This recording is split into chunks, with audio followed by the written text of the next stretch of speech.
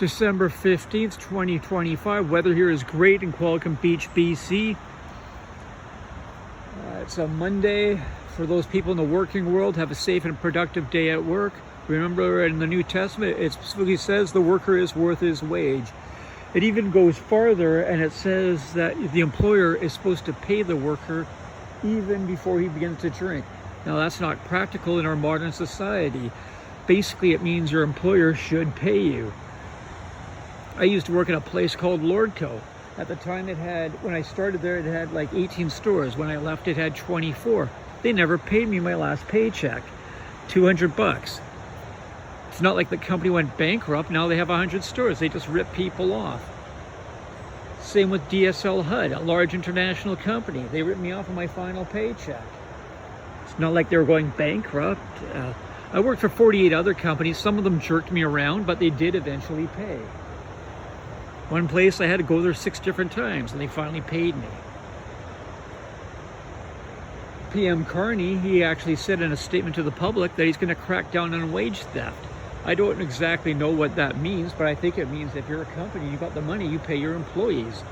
I've heard a lot of bad things about his company, old company Brookfield and stuff, and they deserve all the criticism, but I never heard of them not paying their employees, and they have tens of thousands of them, and they hire consultants and temps and stuff too.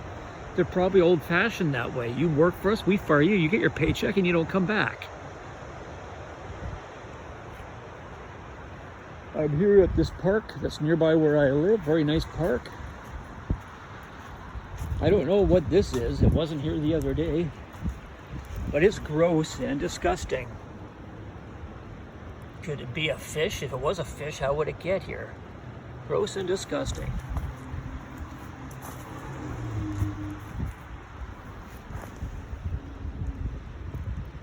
Yeah, it is a fish. Must have been a real big one. Why someone would put a top of a fish in a public park, I don't know. I will dispose of it later when I get my gloves. In the news, sadly, Rob Reiner, the actor, and he also started Castle Rock Entertainment, which is the people that gave us a very good show, Seinfeld, is dead. Apparently stabbed by, him and his wife were stabbed to death by their son. I was on Instagram and a live feed came on, and people were talking about there was a helicopter over Reiner's house and 2 people were dead.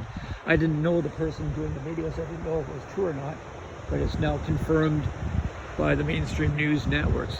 He, of course, was the famous meathead in All in the Family. I just by fluke last night happened to watch an 11-minute clip of the episode where Edith and Archie are at the bus station going to New Jersey, and their Hispanic tenant sneaks a boy into their house while they're gone. I didn't find it funny. I guess it's a different era now. Rob Reiner was in the movie Spinal Tap. He helped produce the movie. That movie's great. Saw it several times. He's also a famous Jew and also a liberal American. In Australia, they are praising the man, a Muslim man, who, risking his own life, took down a man with a long-barreled rifle. Various people are dead and 40 are wounded. He was shot himself 2 times by the other gunman, who I guess was providing cover fire for the other one. They're a father-son killing team from Pakistan. If you don't know anything about Pakistan, it's a majority Muslim country. Some people online are lying and saying the guy was an IDF soldier in the past. Total lie, total lie, total lie. Can't trust these Gazan people. Can't trust them at all. Before this murderous attack at Bondi Beach, which killed a Holocaust survivor and a 10-year-old among the victims, 2 days before in Melbourne on a tram, a rabbi was forced to confront a woman, a Gazan creep again, who said in front of his 2 children that there was no Holocaust. And he confronted her verbally, and she hit her head in shame.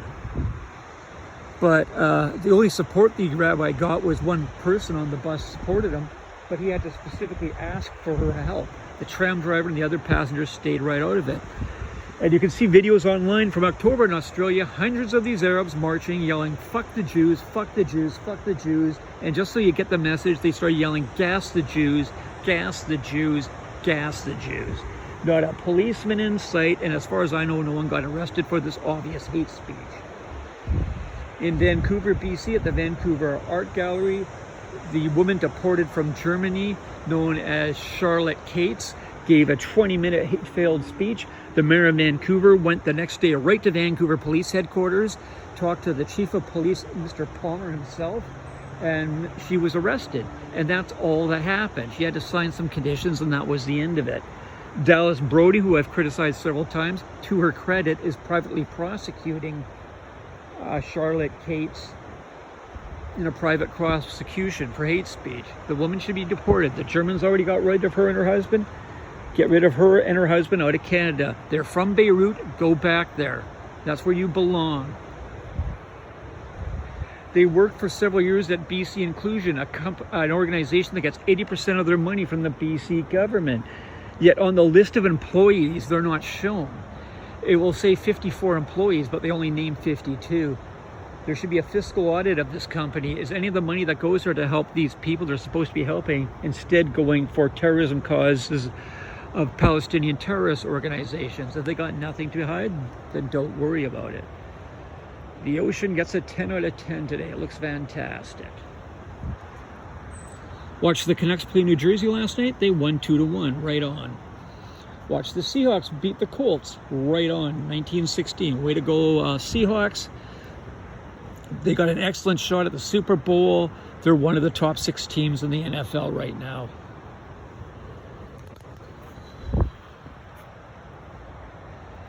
I'm having trouble with my Instagram.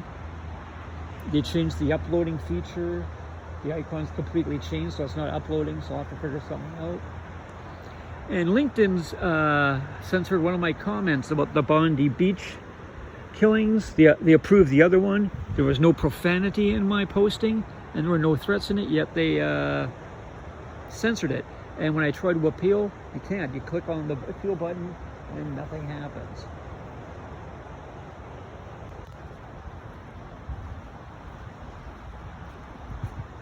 Eating my breakfast brunch here at the park. Got pizza pops and bananas. Got pretty good service at the Shell station. That's 3 times in a row I've got good service at the Shell station. The Marianne, the gang chick who in the past, she always wears her blast mask. She was working. She didn't have her name tag on. She gave decent service and said, "We'll always be poor." Well, I don't know what your story is. I was on the internet yesterday looking at LinkedIn. Kevin Leary had a guest on, a guy who grew up poor and Catholic in Boston, and now he's a multi-millionaire owning various companies. Jimmy Pattison in BC's history, he's still doing billion-dollar deals at 92. He grew up, as they say, as poor as everyone else in East Vancouver. No silver spoon in his mouth.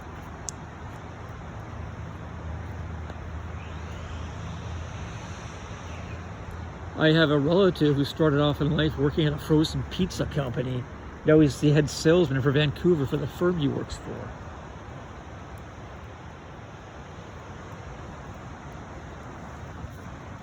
I hope the 40 wounded in Australia have a full and complete recovery. Happy Hanukkah, that runs to the 21st. I hope the man in custody for shooting, who's alive, gets the maximum sentence allowed by law.